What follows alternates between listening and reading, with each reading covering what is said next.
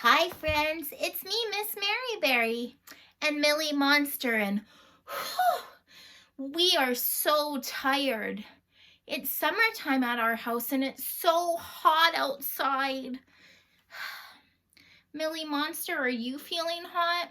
I'm so glad you were wearing your hat to keep the sun off you. We were working hard. See, working so hard, I have dirt all over my face. Millie, should we share with our friends what we were doing outside today? Okay, let's reach into your bag. I'm going to put your hat on backwards so we can see you and see what's in there. Oh, Millie, that's a great one for today to show our friends. In Millie's bag, she has something that makes noise. And if I stop talking and you listen really quietly, you'll hear it. In Millie's bag, she has something that's hidden in a bag. It's something that you take outside, and it's something that you put in the dirt. Do you know what it could be? Should we show our friends, Millie? Okay, here it is. In Millie's bag, she has seeds. These are seeds for flowers, and these are called sweet pea flower seeds. Millie, should we show them how little they are? It is just so hot at our house. Is it hot at your house in the summer too? Millie, do you think they're going to come out? The sweet pea seeds are so little. Do you see how little they are in my hand? That is a sweet pea seed. I think I know what book Millie wants to read today because it's one of my absolute favorites. Here, let's dive into our book bin and see if we can find it. This book is called We Are the Gardeners, and it was written by Joana Gaines and her kids, and it is a wonderful book. I'm so excited to share it with you. Look at her kids. She has 1, 2, 3, 4, 5. The illustrations, so the pictures, were done by Juliana Swaney. I'm so excited to read this book to you. Let's see, are you a gardener too? We Are the Gardeners, written by Joana Gaines and kids.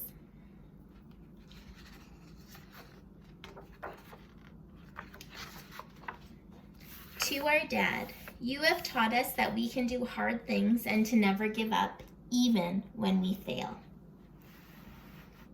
Move it over so you can see the pictures. We Are the Gardeners.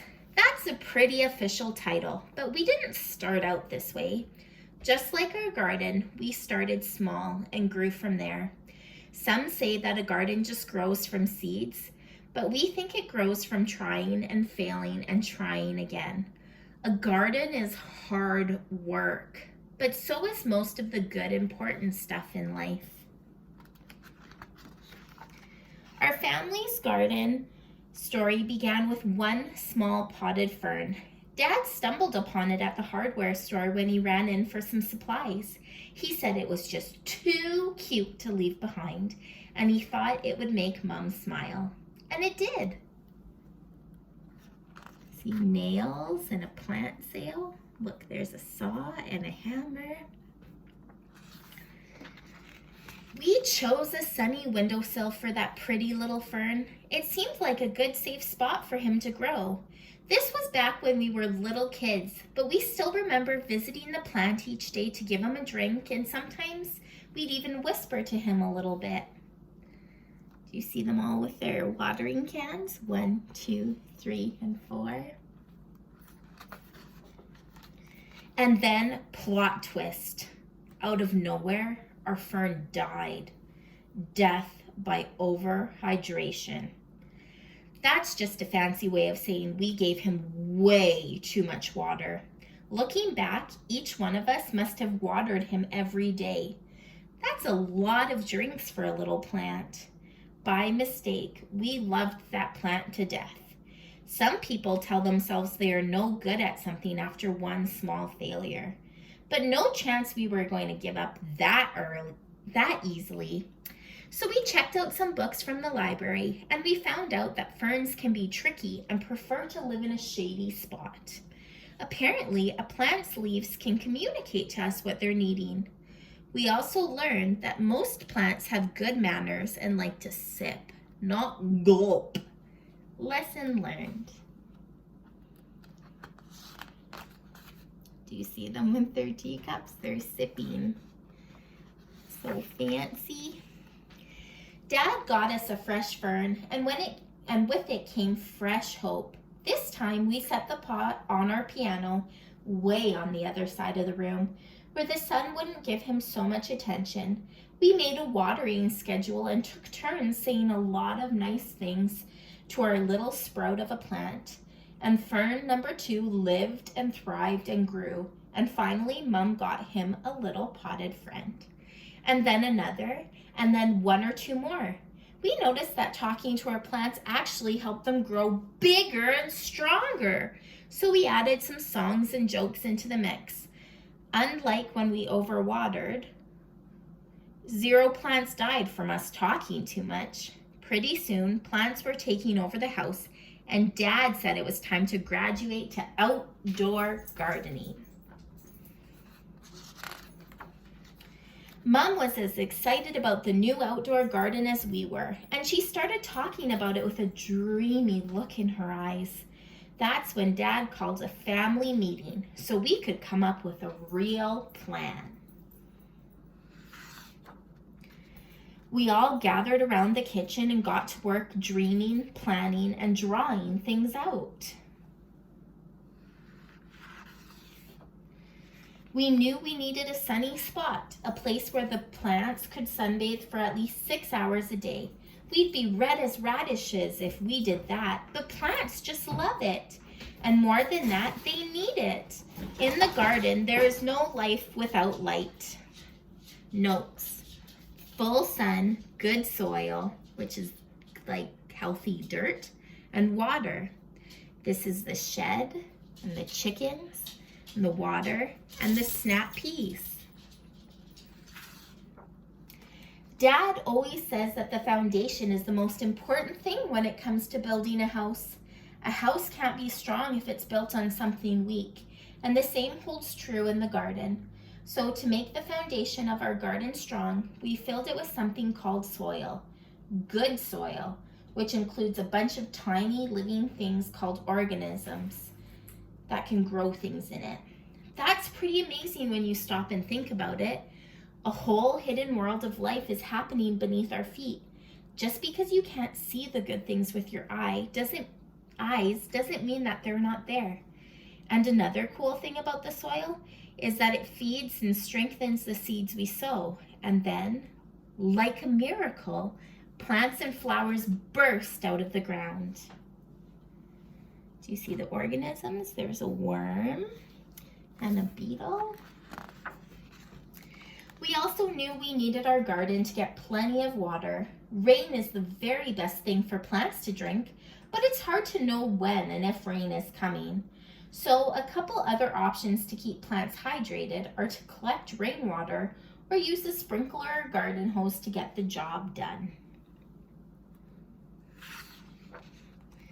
Once we had a location with plenty of sun, good soil, and a watering plan, we got right to work.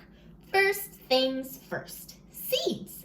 The most fun part of planning out our garden was deciding what to plant.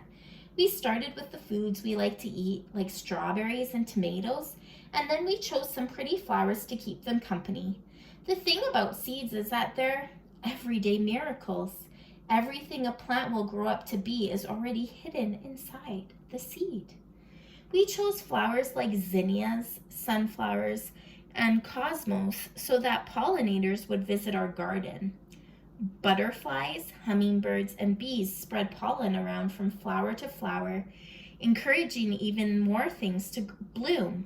We like knowing that little helpers are out there in nature working with us to help this garden grow. The bees must have put the word out that we had a pretty good thing going, because sure enough, all sorts of other critters started to arrive. We quickly found out that there were 3 types of bugs in our backyard: the good, the bad, and the ugly. Ugh, let's start with the worst part. It was a pretty sad day when aphids arrived. They are some of the more well-known villains in the gardening world. They suck the life right out of the plants. But then the ladybugs showed up to eat those pesky aphids for lunch. Ladybugs are for sure part of the hero camp, bravely protecting our plant friends from her. And we've got to tell you about earthworms. They're like the secret agents of the garden. Earthworms eat all of the dead things like old roots and leaves and turn them into life for the soil. Every time we found one, we would all high-five and celebrate. They aren't pretty, but who cares? They're awesome, and we love seeing them hard at work. We realized pretty quickly that we needed to keep the weeds out. They are the true bullies of the garden. Weeds try to steal water, sunlight, and nutrients from our fruits and veggies, and it's our job to make sure those little rascals don't take over. If we ignore the garden for too long, the weeds run wild and hurt our beloved plants. It's so much easier to do just a little bit every day. We were officially gardeners and had a real-life garden to prove it. The garden became our pride and joy. Day in and day out, we tended to our plants, making sure they got plenty of sun and water. Every time a new plant sprouted up from the ground, our excitement grew right along with it. As time passed, our garden grew bigger, and so did our family.